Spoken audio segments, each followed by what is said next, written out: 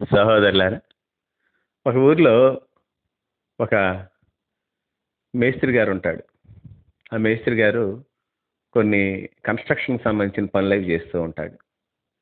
ఆ మేస్త్రి గారు ఆ యొక్క పనుల్లో ఉంటుండగా, అతను పుట్టిన ఊరు నుంచి, పల్లెటూరు నుంచి వాళ్ళ చుట్టాలయి ఒకళ్ళొచ్చి, వాళ్ళతో పాటు ఒక కుర్రాడిని తీసుకొనొచ్చి, "అయ్యా! మరి వీడేం చదువుకోవట్లేదు. కొంచెం నీ దగ్గర పని పెట్టుకొని పని నేర్పించు" అంటారు.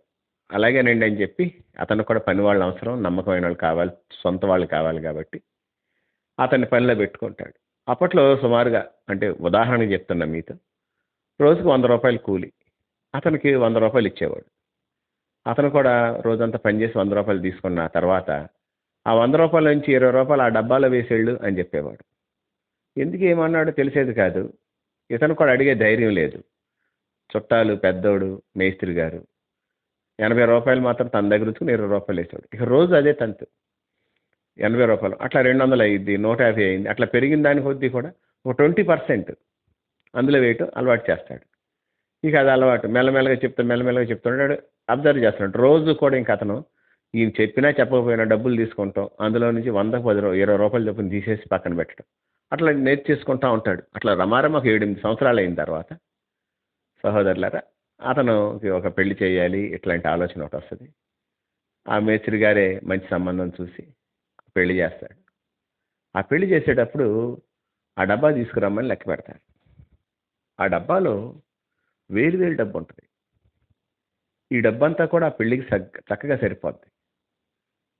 అప్పుడు ఆయన అడుగుతాడు, "నీకు అర్థమైందా ఏం జరిగిందో" అని. అప్పుడు అతనికి కూడా అర్థమవుద్ది. ఆ తర్వాత నుంచి కూడా ఇతను మేస్త్రి అవుతాడు. అతను కూడా మేస్త్రి అయిపోతాడు. అయినా సరే రోజు రాబడిలో నుంచి కొంత డబ్బులు పక్కన పెట్టేయడం నేర్చుకుంటాడు. చివరికి అది అతనికి ఒక హ్యాబిట్ అయిపోయి, దానిలో ఉంటూ అట్లా అతను చాలా సంపాదిస్తాడు. అంతేకాకుండా ఇంకా కొంతవరకు అతని సొంత డబ్బులు కూడా పక్కన పెట్టుకుంటూ, పొదుపు అనేది చాలా జాగ్రత్తగా నేర్చుకుంటాడు. సహోదరులారా, అలవాట్లు ఎప్పుడూ కూడా మనకి బయట నుంచి రావు. మీరది గుర్తుంచుకోండి. బయట నుంచి అలవాటు తెలుసుద్ది. అది మనం అలవాటు చేసుకుంటాం. అలవాటు అనేది ఎప్పుడు చేసుకుంటారంతే. చాలామంది ఏదన్నా పెట్టినప్పుడు గానీ, తినమన్నప్పుడు, తాగమన్నప్పుడు మాకిది అలవాటు లేదు అంటారు. ఎవ్వరికీ అలవాట్లుండవు. అలవాటు చేసుకుంటూ ఉంటది. అలవాటుని వదులుకుంటూ ఉంటది. కనుక ఏదన్నా మనం అలవాటు చేసుకోవాలి.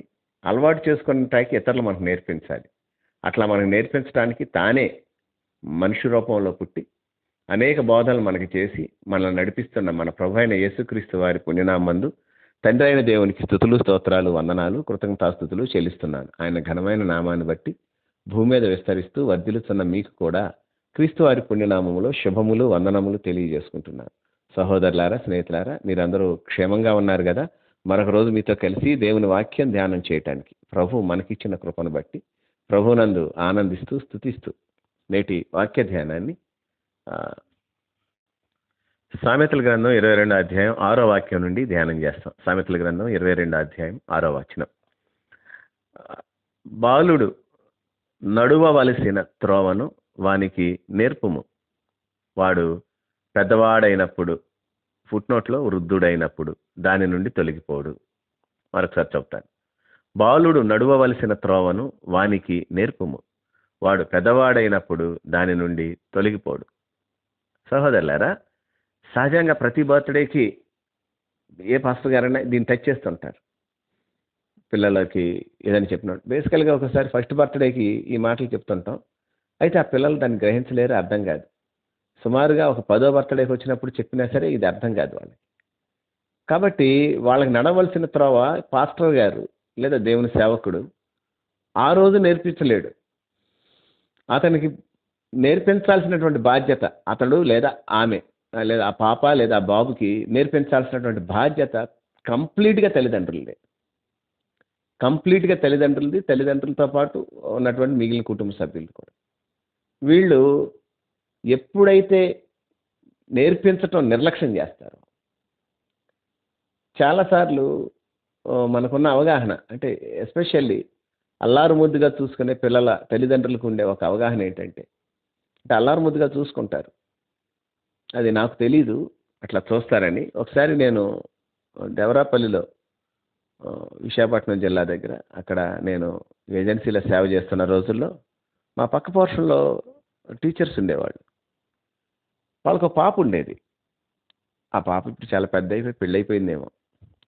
ఆ పాప చిన్నదప్పుడు, సెకండ్ ఇయర్, థర్డ్ ఇయర్ అట్లా నా దగ్గర బాగా వచ్చేది, ఆడుతుండేది. ఒకసారి ఎందుకనో దీన్ని వదిలిపెట్టు అని చెప్పాను, వదలట్లా, ఇలా వెనక్కి వెళ్తుంది. వదిలేయమ్మా ఎందుకన్నా, వదల్లా. కొట్టాను పట్టుకొని. వెంటనే వాళ్ళ అమ్మా నాన్న బయటకు వచ్చి, పాస్టర్ గారు 3 ఏళ్ళు అయిందండి మా పిల్ల పుట్టి, మేము ఇంతవరకు మేమే కొట్టలేదు అన్నారు వాళ్ళు. అట్లా కొట్టకుండా ఎట్లుంటావు? సరే, నా భార్య కొంచెం ఎందుకు వాళ్ళని పిల్లని కొడతామని, కొట్టపోతే ఎట్లాగా అన్నా నేను. కానీ వాళ్ళు ఏమనలా, వాళ్ళు ఎక్స్ప్రెస్ చేశారంతే, నన్నేమీ అనలేదు వాళ్ళు. నేనంటే అంటే బాగా ఇష్టం, నేనేంటో వాళ్ళకి తెలుసు. ఆ పాప నాతోనే ఎక్కువ ఉండేది వాళ్ళ అమ్మ నాన్నకన్నా. సహోదరులారా, మనం డెఫినెట్గా వాళ్ళని ఆ, కొట్టేయమని చెప్పట్లేదు, కొట్టేయండి, చావు బాధేయమని నేను చెప్పట్లేదు, కానీ బెత్తం వాడాల్సిందే అని మాత్రం బైబిల్ చెప్పింది. నేను నా మాట కాదులేండి, బైబిల్ మాటే తీసుకోండి. బెత్తం వాడాల్సిందే అని బైబిల్ చెప్పింది. లేకపోతే మీ ఇద్దరి మధ్య పెరిగేది అనుబంధం, సంబంధం, రక్త సంబంధం కాదు కానీ శత్రుత్వమే. మీ ఇద్దరి మధ్య పెరిగేది శత్రుత్వమే. బెత్తమ్మ వాడని తండ్రి ఆర్ తల్లి కుమారునికి లేదా కుమార్తెకు విరోధమే ఏర్పడుద్ది, అంతే, విరోధమే ఏర్పడుద్ది. ఇంకోటి ఏంటంటే వాళ్ళని చేజేతలా మనం ఇచ్చేయటమే. చాలా ఫ్రెండ్లీగా ఉంటానండి నా పిల్లలతో, నేను చాలా ఫ్రెండ్లీగా ఉంటానండి. నా వయసు ఆ పిల్లల వయసు ఎంత తేడా ఉన్నా ఫ్రెండ్లీగా మూవ్ అవుతాం. ఏమంటే సరే మంచిదే, ఫ్రెండ్లీగా ఉండు, ఇట్స్ గుడ్, నేను కూడా ఫ్రెండ్లీగా ఉంటానికి ఇష్టపడుతుంటాను. బట్ మేలుకోరి స్నేహితుడు ఏం చేస్తాడు? మేలును కోరి స్నేహితుడు ఏం చేస్తాడో తెలియదా మీకు? సామెతల గ్రంథం 27:6 ఒకసారి చదవండి. దాన్నన్నా ఫాలో అవ్వండి. మేలును కోరినప్పుడు ఏం చేయాలి? ఫ్రెండ్లీగా ఉన్నప్పుడు నువ్వేం చేయాలి? ఫ్రెండ్గా, పేరెంట్గా ఉన్నప్పుడు ఏం చేయాలి? అన్ని చోట్ల కూడాను ఏదో ఒకటి మనం వాళ్ళని బుద్ధి చెప్పి గద్దించి శిక్షిస్తూ గాయం కూడా చేయమని చెప్తున్నాడు. సహోదరులారా, దయచేసి వినండి. నాకు ఈ మాట మొన్న మళ్ళీ చదివాను ఒకసారి, 22వ తారీఖున చదువుతాను కదా, అప్పుడు నాకు అర్థమవుతుంది వేరే విధంగా. ఇప్పుడు ఎన్ని 25 సంవత్సరాల నుంచి చదువుతున్నా సామెతలు, నేను 26 సంవత్సరాల నుంచి సామెతలు చదువుతూనే ఉన్నా. మళ్ళీ నిన్న కొత్తగా అర్థమవుతుంది, బాలుడు నడవలసిన త్రోవను అతనికి నేర్పించు. వాళ్ళు వినరు పాస్టర్ గారు, వింటలేదు పాస్టర్ గారు అంటారు. నేను కూడా చెప్తాను, నేను కూడా వినను. చిన్నవాడిగా ఉన్నప్పుడు మనం వినం. కానీ మనకు ఒక గొప్ప ఆశీర్వాదము, ఒక గొప్ప వాగ్దానం ఇందులో ఉంది. ఈ వాక్యం ఎంత విడ్డూరంగా ఉంటుందంటే, నాకు అర్థమైంది మాత్రం ఒక ఆశీర్వాదంతో కూడిన దండన. ఎట్లాగంటే train a child in the way he should go, లేదా direct your children on to the right path, and when they are older పెద్దవాళ్ళు అయినప్పుడు దాని నుండి తొలగిపోరు అన్నది. అంటే ఇప్పటి నుంచి కూడా నడిపించడం నేర్పిస్తే దాని నుండి తొలగిపోరు అనే ఒక భావన మనకి ఇక్కడ అర్థమవుతున్నా. ఇంకొక భావన దీని గురించి ఏమర్థం అవుతుందంటే, ఇప్పుడు ఒకవేళ వినకపోవచ్చు, నువ్వు ట్రైన్ చేయి, వినరు, నేర్పించు, వదిలేస్తారు, గట్టిగా పట్టుకో, లెక్క చేయరు, వదిలేయి. బట్ నేర్పించగలిగినంత నువ్వు ప్రయత్నించు. ప్రసంగి గ్రంథం 11వ అధ్యాయంలో మాట ఉంటుంది, మొదటి వాక్యాల్లోనే, నీ ఆహారం నేల మీద వేయము, చాలా దినములైన పిమ్మట అది నీకు కనిపిస్తుంది. సహోదరులారా, ఈ మాట మీరు వినాలి. ఎట్టి పరిస్థితుల్లో కూడాను కొంతకాలం అయిన తర్వాత వాళ్ళు రియలైజ్ అవుతారు. ఎందుకంటే సర్కమ్స్టెన్సెస్ అన్ని మూసేస్తూ ఉంటాడు దేవుడు అన్ని డోర్స్ మూసేస్తుంటాడు. అంటే ఉక్కిరి బిక్కిరి ఆడినవాడు అతను దేవుని ఏర్పాటులో ఉంటాడు కాబట్టి అతను నేర్పిస్తానికి మనుషుల వల్ల కాదు, దేవుడు జోక్యం చేసుకుంటాడు. అప్పుడు ఎవరు గుర్తొస్తారు? తప్పిపోయిన కుమారుడికి ఎవరు గుర్తొచ్చారు చెప్పండి? అట్లా గుర్తొస్తావు సహోదరుడా, నువ్వు నీ పిల్లలకి అట్లా గుర్తొస్తావు. అప్పుడు నా తండ్రి ఇంట అంటూ అతని హృదయం ప్రతిస్పందించడం మొదలు పెడుతుంది. నేను చాలా చోట్ల ఆదరణ కూడికలకి అట్లకి వెళ్ళినప్పుడు చూస్తుంటాను. తల్లి చనిపోయినప్పుడు, తండ్రి చనిపోయినప్పుడు పిల్లలు చాలా పెద్దవాళ్ళు అయి ఉంటారు. వాళ్ళు చెప్తుంటారు, మా నాన్నగారు మాకు ఇట్లా చెప్పేవాళ్ళు, ఇప్పుడు మేము దాన్ని ఫాలో అవుతున్నాం. మా అమ్మగారు నాకు అట్లా చెప్పేది, మా అమ్మ నాకు చాలాసార్లు ఇట్లా చెప్పింది, అప్పట్లో నేను పెద్ద పట్టించుకోలేదు, కానీ తర్వాత నేను ఈ ఊరు వదిలిపెట్టి వెళ్ళి వేరే చోట ఉద్యోగం చేస్తున్నప్పుడు ఎందుకన్నా మా అమ్మ మాటలు నాకు బాగా గుర్తొచ్చి నేను అయ్యే మాటలు చేయటం మొదలుపెట్టాను. అదే విధంగా జీవించడానికి ఇష్టపడ్డా. మా అమ్మ నాకు భలే చెప్పేదే అని మా అమ్మ మీద ఉన్న ప్రేమతో అప్పుడు నేను అట్లా మార్చుకున్నానని సాక్ష్యాలు నేను చాలా విన్నా. ఇప్పుడు వినకపోవచ్చు, ఇప్పుడు నీకు కనపడకపోవచ్చు పంట, ఇప్పుడు నీకు ఫలభరిత స్థితి ఉండకపోవచ్చు, కానీ నీకు తెలుసో లేదో నువ్వు ఇప్పుడు నాటుతున్నావు, ఇప్పుడు నువ్వు సీడింగ్, నువ్వు ఇప్పుడు విత్తుతున్నావు. ఒక రోజు అది మొలకెత్తుద్ది. మొలకెత్తిన వెంటనే ఫ్రూట్ రాదండి. హైబ్రిడ్స్ అట్లా వస్తాయి, ఒరిజినల్ బ్రీడ్స్ అట్లా రావు, వెంటనే రావు. మొలకెత్తుద్ది, చెట్టు అవుద్ది, ఒక టైం వస్తుంది. ఫస్ట్ ఫ్రూట్స్ అంత బాగా రాకపోవచ్చు, మొదటి కాపు పెద్దగా ఉండకపోవచ్చు. ఆ తర్వాత అది ఇంకొక సీజన్ కూడా నిలబడుద్దండి. ఆ తర్వాత విరగగాస్తుంది అన్నమాట. కనుక సహోదరులారా, సీడింగ్ ఎప్పుడు మీరు మర్చిపోవద్దు. Seed the word of God. దేవుని వాక్యమే విత్తనం. విత్తనము దేవుని వాక్యము. లూకాసు వార్తలో చెప్తున్నాడు ఉపమానంలో. కనుక సహోదరులారా, ఈ ఈ యొక్క మాట మీరు మర్చిపోవద్దు. ఈ చిన్నపిల్లప్పుడే నేర్పించేయండి వాళ్ళకి, చిన్నప్పుడే నేర్పించేయాలి, మస్తుగా నేర్పించేయాలి. మీరు వాళ్ళతో లేని రోజులు వస్తాయి, అంటే చనిపోతారు వాళ్ళు, అట్లా అని నేను చెప్పట్లా, దయచేసి అట్లా అనుకోవద్దు. వాళ్ళ హాస్టల్స్కి వెళ్ళాల్సి వస్తుంది, ఉద్యోగాన్ని వేరే చోటకి వెళ్ళాల్సి వస్తుంది, లేదు మీరు పిల్లల్ని విడిచిపెట్టి మీరు ఇంకో చోటకి వెళ్ళాల్సి వస్తుంది. అప్పుడు దే రికలెక్ట్ ద వర్డ్స్, దాన్ని మళ్ళీ రికలెక్ట్ చేసుకుంటూ ఉంటారు. ఎస్, మా అమ్మ నాకు ఇట్లా చెప్పింది అని. అప్పుడెప్పుడో చెప్పింది ఇప్పుడు ఉపయోగపడతా ఉంటుంది. చిన్నప్పుడు చెప్పింది పెద్ద అయిన తర్వాత ఉపయోగపడుతుంటుంది. మళ్ళీ ఒకసారి వాక్యం మీతో చదివించడానికి ఇష్టపడుతున్నాను.